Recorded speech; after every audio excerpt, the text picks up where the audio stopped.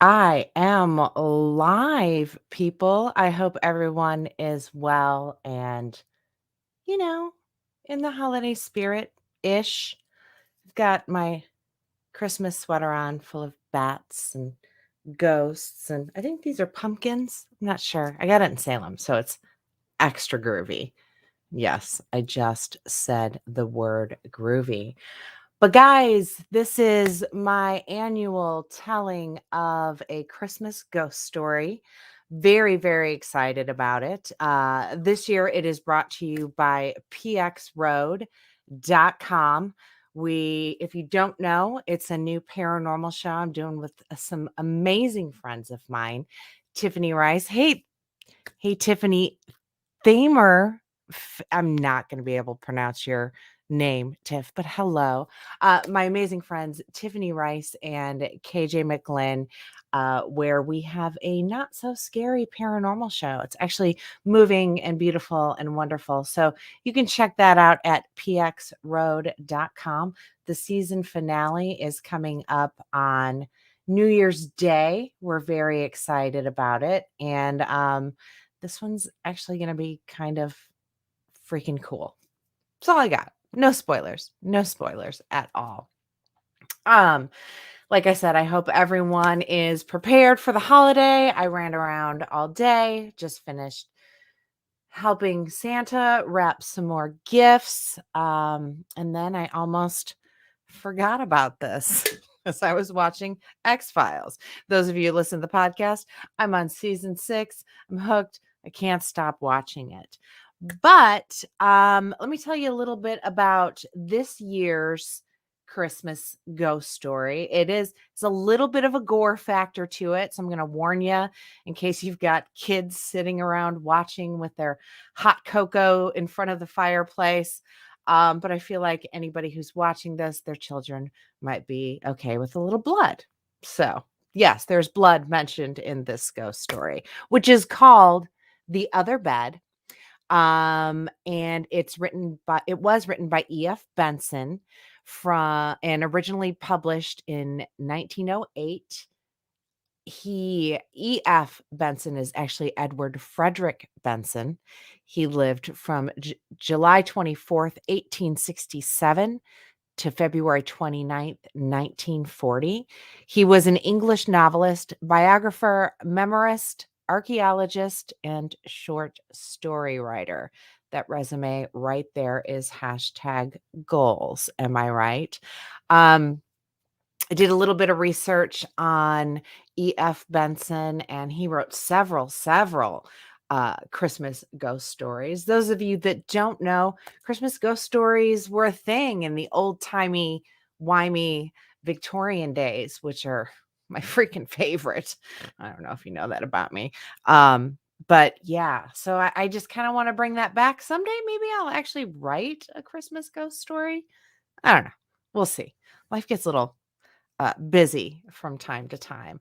But those of you that listen to the Oddity Files podcast, Nick and I will be back first of the year. We're very excited about it and cannot wait to, well, one, see each other again via Zoom because it's been a month, long freaking time for us, and just get back to things that are a little bit normal. Again, this Christmas ghost story telling is brought to you by pxroad.com. Check it out. All kinds of good stuff.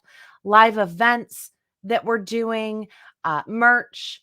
What else is over there? Oh, spirit sessions. Speaking of old timey, wimey Victorian era, KJ, my co-star, and I are bringing back the seance with updated equipment, modern day equipment, but bringing people's spirits into their living rooms if they so choose. Check it all out at pxroad.com. I know you're here for the story, so let's go ahead and start things, shall we? I've got my water. I should have had a Halls because I'm me, but forgive me. Okay, so this is The Other Bed by E.F. Benson. I had gone out to Switzerland just before Christmas, expecting, from experience, a month of divinely renovating weather, of skating all day in brilliant sun and basking in the hot frost of that wildless atmosphere. No, that's windless atmosphere. Occasionally, as I knew, there might be a snowfall, which would last perhaps 48 hours at the outside and would be succeeded by another 10 days of cloudless perfection, cold even to zero at night, but irradiated all day long by the unfleckled splendor of the sun. Instead of the climactic conditions, were horrible. Day after day, a gale screamed through its upland valley that should have been so windless and serene, bringing with it a tornado of sleet that changed to snow by night. For 10 days, there was no abatement of it. And evening after evening, as I consulted my barometer, feeling sure that the black finger would show that we were coming to the end of these abominations, I found that it had sunk a little lower yet, till it stayed, like a homing pigeon on the S of storm. I mention these things in derepidation of the story that follows, in order that the intelligent reader may say at once, if he wishes, that all that occurred was merely a result of malaise of nerves and digestion that perhaps arose from those storm-bound and disturbing conditions. And now to go back to the beginning again. I had written to engage a room at the Hotel Beau Site and had been agreeably surprised on arrival to find that for the modest sum of 12 francs a day, I was allotted a room on the first floor with 2 beds in it. Otherwise, the hotel was quite full. Fearing to be billeted into a 22-franc room by mistake, I instantly confirmed my arrangements at the bureau. There was no mistake. I had ordered a 12-franc room and had been given one. The very civil clerk hoped that I was satisfied with it, for otherwise there was nothing vacant.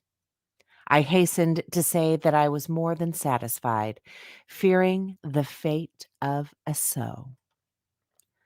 I arrived about 3 in the afternoon of a cloudless and glorious day, the last of the series.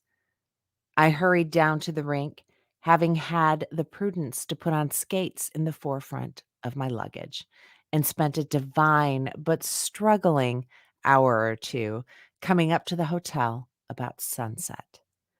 I had letters to write, and after ordering tea to be sent up to my gorgeous apartment, number 23 on the first floor, I went straight up there. The door was ajar, and I feel certain I should not even remember this now except in the light of what followed. Just as I got close to it, I heard some faint movement inside the room and instinctively knew that my servant was there unpacking. Next moment, I was in the room myself, and it was empty. The unpacking had been finished, and everything was neat, orderly, and comfortable. My barometer was on the table, and I observed it with dismay that it had gone down nearly half an inch. I did not give another thought to the movement, I thought, and I heard from outside. Certainly, I had a delightful room for my 12 francs a day. There were, as I have said, 2 beds in it, on one of which were already laid out my dress clothes, while night things were disposed on the other. There were 2 windows, between which stood a large washing stand, with plenty of room on it. A sofa, with its back to the light, stood conveniently near the pipes of central heating. There were a couple of good armchairs, a writing table, and, rarest of luxuries, another table, so that every time one had breakfast, it was not necessary to pile up a drift of books and papers to make room for the tray. My window looked east, and sunset still flamed on the western faces of the virgin snows, while above, in spite of the dejected barometer, the sky was bare of clouds, and a thin slip of pale crescent moon was swung high among the stars that still burned dimly in these first moments of their kindling. Tea came up for me without delay, and as I ate, I regarded my surroundings with extreme complacency. Then, quite suddenly and without cause, I saw that the disposition of the beds would never do. I could not possibly sleep in the bed that my servant had chosen for me, and without pause, I jumped up, transferred my dress clothes to the other bed, and put my night things where they had been. It was done breathlessly almost, and not till then did I ask myself why I had done it.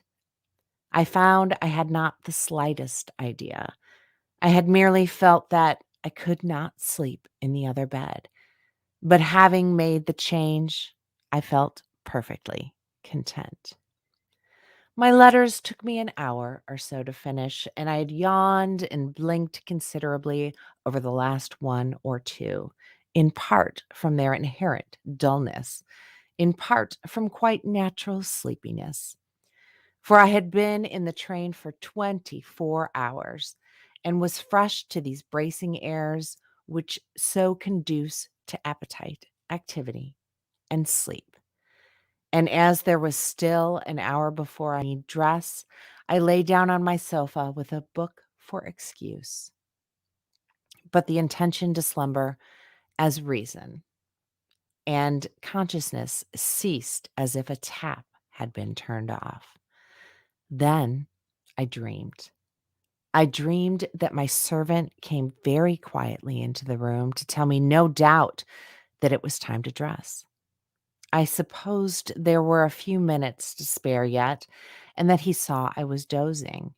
For, instead of rousing me, he moved quietly about the room, setting things in order. The light appeared to me to be very dim, for I could not see him with any distinctness indeed. I only knew it was he because it could not be anyone else. Then he paused by my washing stand, which had a shelf for brushes and razors above it, and I saw him take a razor from its case and begin stroking it. The light was strongly reflected on the blade of the razor. He tried the edge once or twice on his thumbnail, and then, to my horror, I saw him trying it on his throat. Instantaneously, one of those deafening dream crashes awoke me, and I saw the door half open, and my servant in the very act of coming in. No doubt the opening of the door had constituted the crash. I had joined a previously arrived party of 5, all of us old friends and accustomed to see each other often.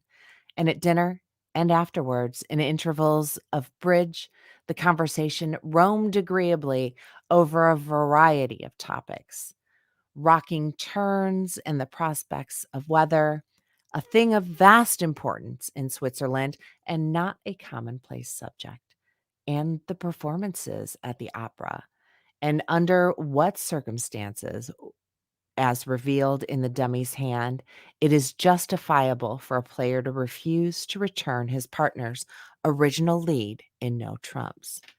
Then, over whiskey and soda and the repeated, quote, last cigarette, unquote, it veered back via the Zantiques to thought transference and the transference of emotion.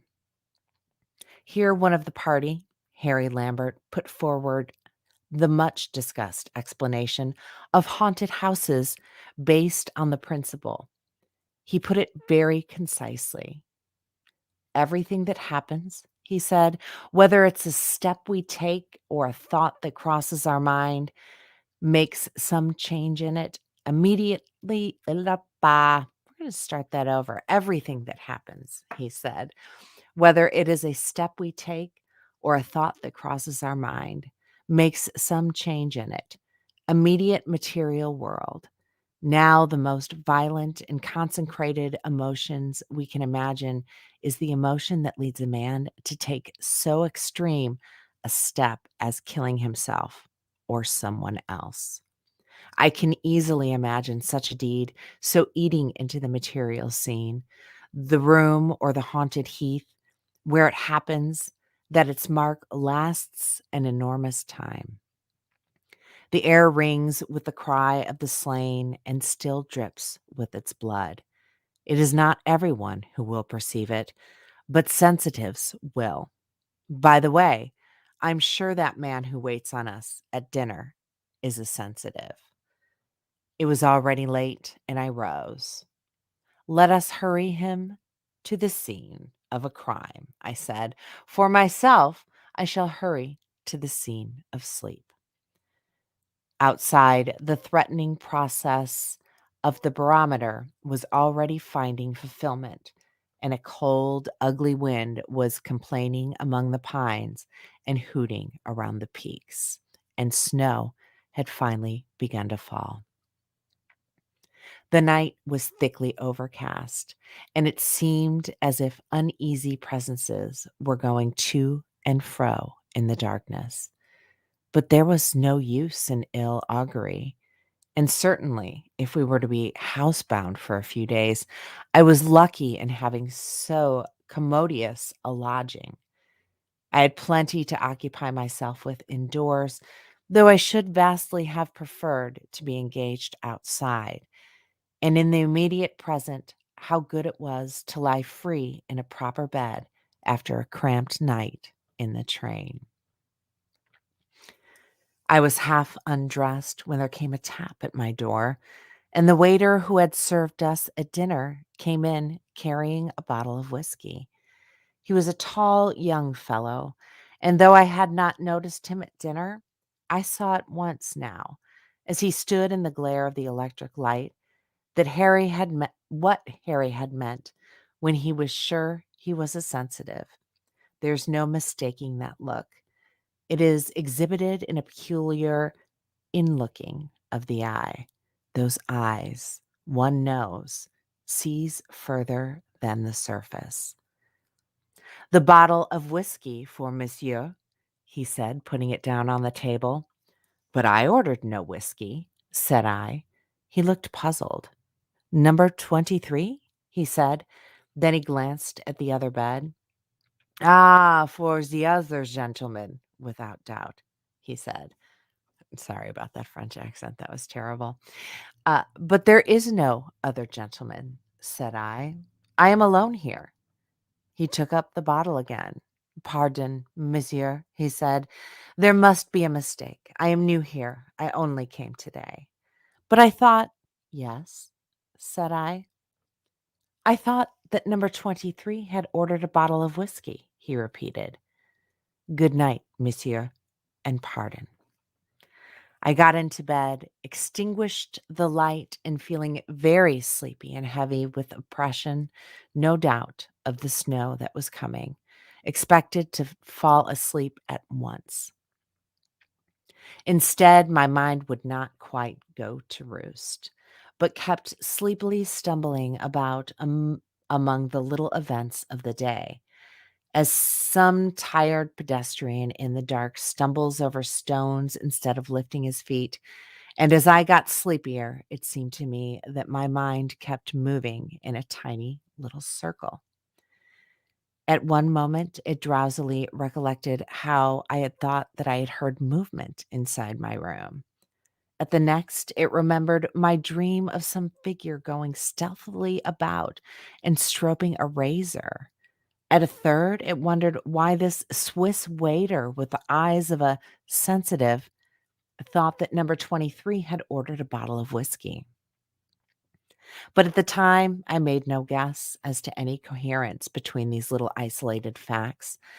I only dwelt on them with drowsy persistence. Then a fourth fact came to join the sleepy circle, and I wondered why I had felt a repugnance against using the other bed.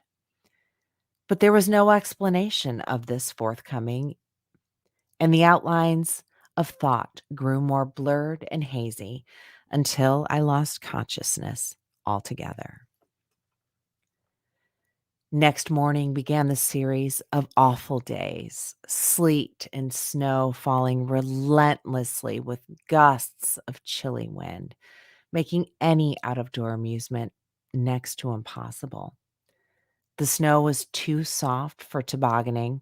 It balled on the skis, and as for the rink, it was but a series of pools of fleshy snow.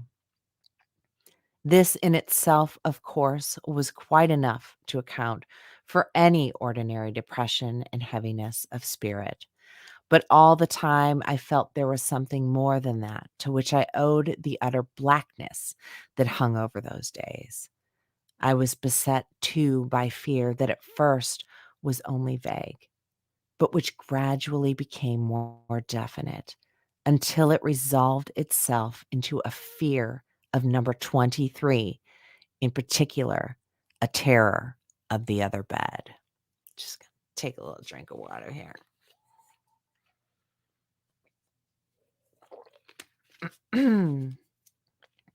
I had no notion why or how I was afraid of it.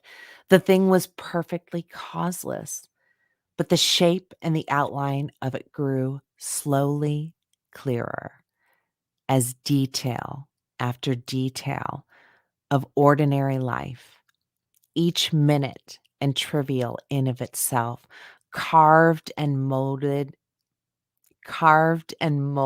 this fear till it became definite. Yet the whole thing was so causeless and childish that I could speak to no one of it. I could but assure myself that it was all a figment of nerves disordered by this unseemly weather. However, as to the details, there were plenty of them. Once I woke up from a strangling nightmare, unable at first to move, but in a panic of terror, believing that I was sleeping in the other bed. More than once, too, awakening before I was called and getting out of bed to look at the aspect of the morning. I saw with a sense of dreadful misgiving that the bedclothes on the other bed were strangely disarranged, as if someone had slept there and smoothed them down afterward, but not so well as to give notice of the occupation.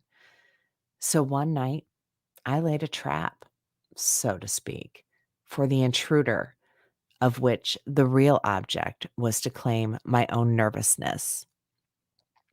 For I was still telling myself that I was frightened of nothing. I tucked in the sheet very carefully, laying the pillow on top of it. But in the morning, it seemed as if my interference had not been to the taste of the occupant, for there was more impatient disorder than usual in the bedclothes, and on the pillow was an indentation, round and rather deep, such as we may see any morning in our own beds. Yet by day these things didn't frighten me, but it was when I went to bed at night that I quaked at the thought of further developments. It happened also from time to time that I wanted something brought to me or wanted my servant. On 3 or 4 of these occasions, my bell was answered by the sensitive, as we called him, but the sensitive, I noticed, never came into the room. He would open the door a chink to receive my order, and on returning would again open it a chink to say that my boots or whatever it was were at the door. Once I made him come in, but I saw him cross himself as with a face of icy terror. He stepped into the room, and the sight somehow did not reassure me.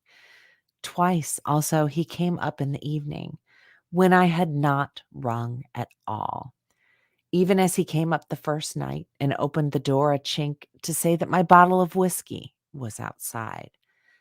But the poor fellow was in a state of such bewilderment when I went out and told him that I had not ordered whiskey, that I did not press for an explanation.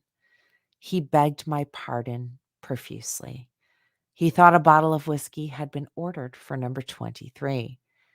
It was his mistake entirely. I should not be charged for it. It must have been the other gentleman. Pardon again? He remembered there was no other gentleman. The other bed was unoccupied. It was on the night when this happened for the second time that I definitely began to wish I too was quite certain that the other bed was unoccupied. The 10 days of snow and sleet were at an end. And tonight, the moon once more, grown from a mere slip into a shining shield, swung serenely among the stars. But though at dinner, everyone exhibited an extraordinary change of spirit. With the rising of the barometer and the discharge of this huge snowfall, the intolerable gloom which had been mine so long but deepened and blackened. The fear was to me now like some statue, nearly finished, modeled by carving hands of these details, and though it still stood below its moistened sheet, any moment, I felt, the sheet might be twitched away and I be confronted with it. Twice that evening, I'd started to go to the bureau to ask to have a bed made up for me anywhere in the billiard room or the smoking room, since the hotel was full. But the intolerable childishness of the proceeding revolted me. What was I afraid of? A dream of my own, a mere nightmare? Some fortuitous disarrangement of bed linen? The fact that a Swiss waiter made mistakes about bottles of whiskey? It it was an impossible cowardice. But equally impossible that night were billiards or bridge or any form of diversion. My only salvation seemed to lie in downright hard work. And soon after dinner, I went to my room in order to make my first real countermove against fear. I sat down solidly to several hours of proof correcting, a menial and monotonous employment, but one which is necessary and engages the entire attention. But first, I looked thoroughly around the room to reassure myself and found all modern and solid. A bright paper of daisies on the wall, a floor parquetted, the hot water pipes chuckling to themselves in the corner, my bedclothes turned down for the night. The other bed, the electric light was burning brightly, and there seemed to me to be a curious stain, as of a shadow, on the lower part of the pillow and the top of the sheet. Definite and suggestive. And for a moment, I stood there again, throttled by a nameless terror. Then, taking my courage in my hands, I went closer and I looked at it. Then I touched it. The sheet, where the stain or shadow was, seemed damp to the hand. So also was the pillow. And then I remembered I had thrown some wet clothes on the bed before dinner. No doubt that was the reason. And fortified by this extremely simple dissipation of my fear, I sat down and began on my proofs. But my fear had been this, that the stain had not in that first moment looked like mere grayness of water moistened linen. Welcome to live story reading, guys. I just dropped my earbud. Hold on. Sorry about that. I hope you guys are enjoying this. I love this story so much. I don't know why I have an earbud in. It's not like I'm talking to anybody. Okay, we're getting down to the nitty-gritty of this one. Okay.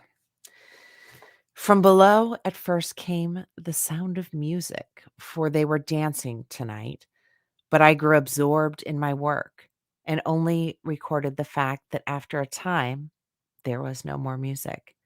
Steps went along the passages, and I heard the buzz of conversation on landings and the closing of doors, till by degrees the silence became noticeable. The loneliness of night had come. It was after the silence had become lonely that I made the first pause in my work, and by the watch on my table saw that it was already past midnight. But I had little more to do. Another half hour would see the end of the business.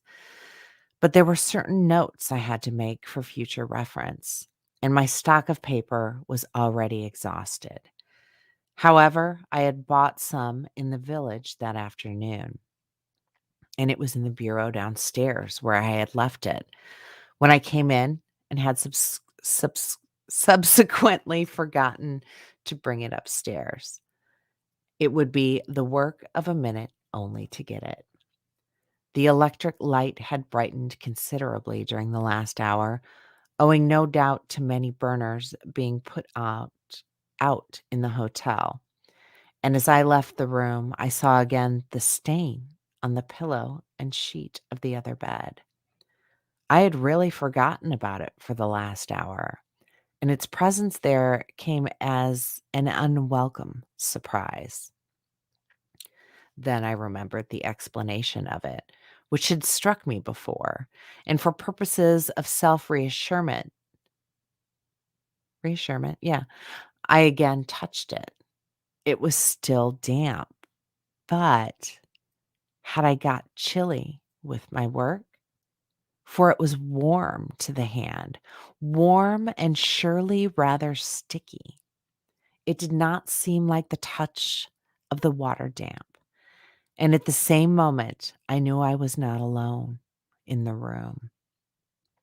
There was something there, something silent as yet, and as yet invisible, but it was there. Now for the consolation of persons who are inclined to be fearful. I may say at once that I'm in no way brave, but that terror which, God knows, was real enough, was yet so interesting that interest overruled it. I stood for a moment by the other bed, and half consciously only wiped the hand that had felt the stain for the touch of it, though all the time I told myself that it was but the touch of the melted snow on the coat I had put there, was unpleasant and unclean. More than that, I did not feel, because in the presence of the unknown and the perhaps awful, the sense of curiosity, one of the strongest instincts we have, came to the fore. So, rather eager to get back to my room again, I ran downstairs to get the packet of paper. There was still a light in the bureau, and the sensitive, on night duty, I suppose, was sitting there dozing. My entrance did not disturb him, for I had on noiseless felt slippers, and seeing at once the package I was in search of, I took it and left him still unawakened. That was somehow of a fortifying nature. The sensitive, anyhow, could sleep in his hard chair.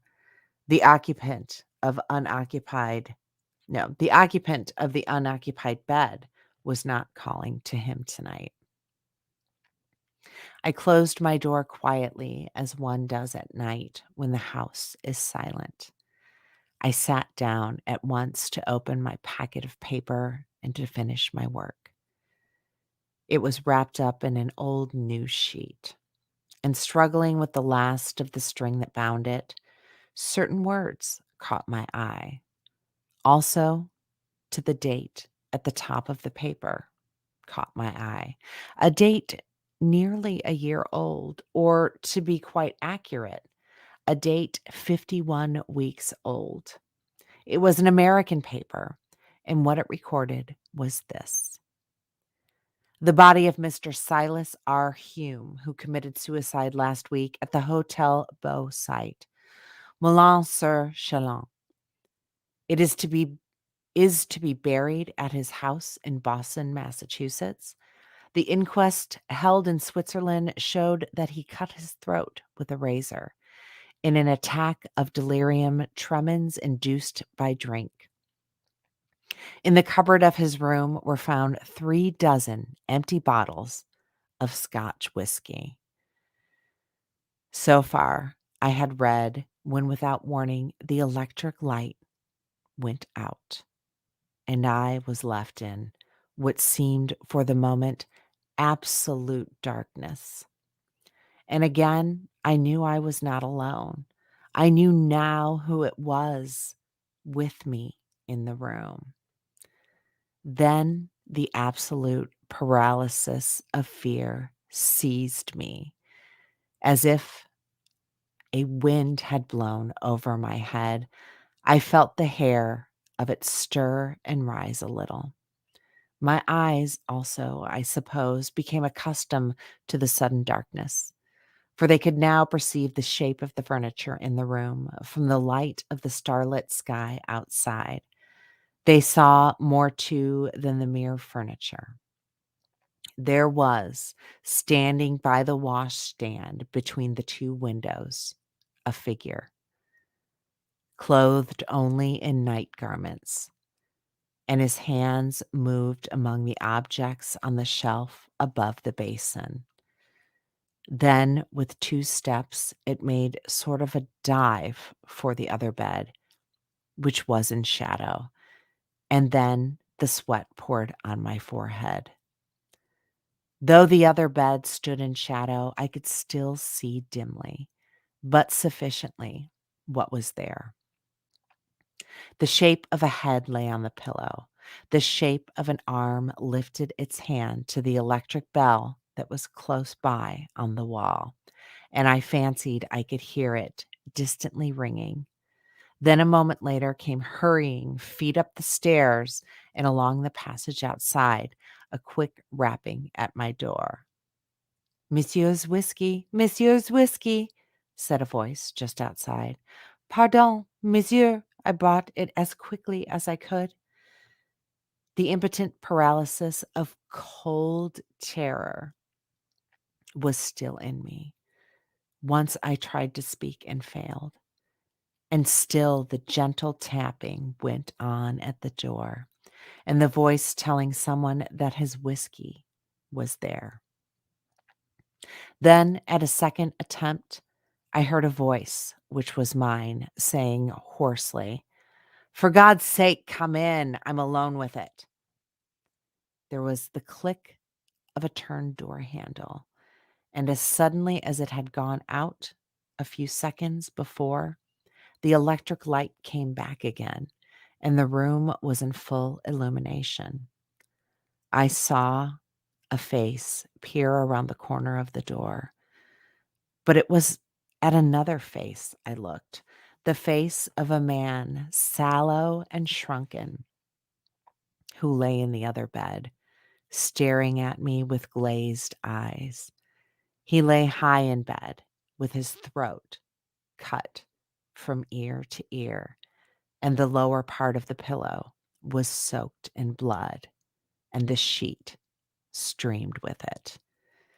Then suddenly that hideous vision vanished, and there was only a sleepy-eyed waiter looking into the room. But below the sleepiness, terror was awake, and in his voice shook when he spoke. "Monsieur rang?"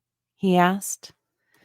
No, Monsieur had not rung, but Monsieur made himself a couch in the billiard room to sleep on. And there you have it, kids. 2021's Oddity Files Christmas Ghost Story, brought to you by PX Road I hope everybody enjoyed that story. It's a new one for me. I usually my go-to is Smee. So if you are looking for something to read around the fireplace that's got a ghosty vibe to it, Smee is also a great story to tell. This I'm gonna just it's called The Other Bed. And again, it was written by EF Benson. And I loved it. I hope you guys liked it too.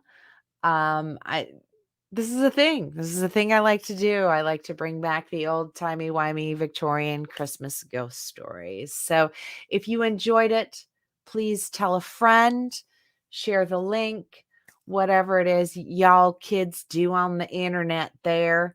Like I had said earlier, Oddity Files, the podcast, will be back in January. The season finale for A Paranormal Crossroad will go up January 1st. Excuse me, I drank a Pepsi right before I started this. I totally just burped in the microphone. Please check out pxroad.com to find out all the events we have going on here in the Midwest, also on the East Coast.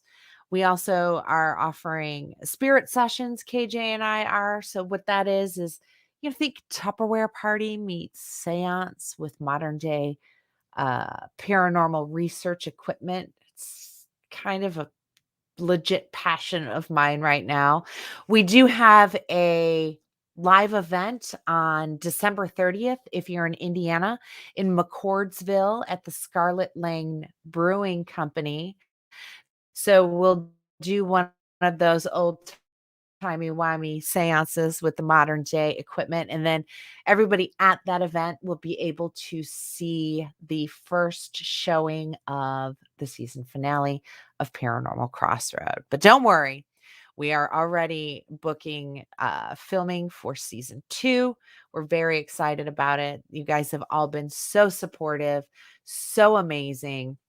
We cannot tell you how much we appreciate each and every one of you. But it's the holiday season. Everybody wants to get back to their families. I want to get back to watching some more Fox Mulder, maybe season 6, X-Files. Anywho, you guys are amazing. We appreciate each and every one of you. Again, please check out pxroad.com. This little moment was brought to you by that. But never forget, weird is the new cool, and ghost on. Thanks, guys. I really appreciate you being here. Bye. Maybe. Did I end it? Nope. Oh, there it is.